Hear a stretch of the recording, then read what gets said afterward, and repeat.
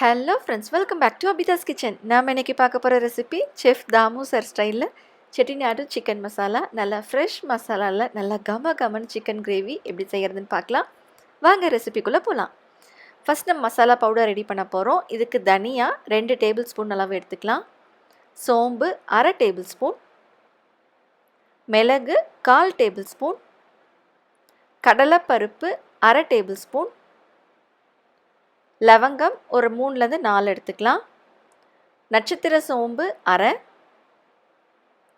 3 ஏலக்காய், ஒரு 1 இன்ச் அளவுக்கு பட்டை, 2 பிரியாணி இலை, கல்பாசி ஒரு சின்ன துண்டு எடுத்துக்கோங்க.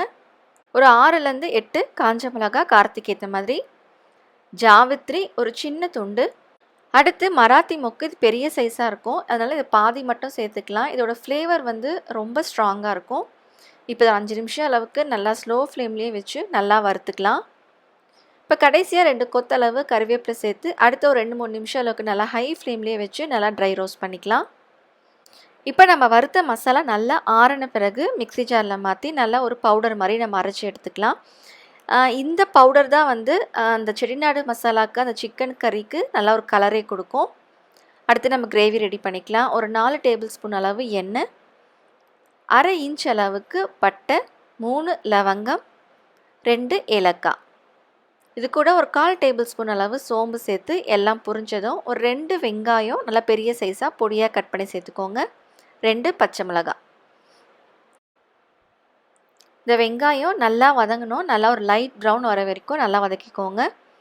இப்போ 2 டீஸ்பூன் அளவுக்கு இஞ்சி பூண்டு விழுது, ஒரு 2 கொத்து கருவேப்பிலை, இதையும் சேர்த்து நம்ம நல்லா வதக்கிக்கலாம். அடுத்து மீடியம் சைஸ் தக்காளி 2 நல்லா பழுத்ததாக சேர்த்துக்கோங்க.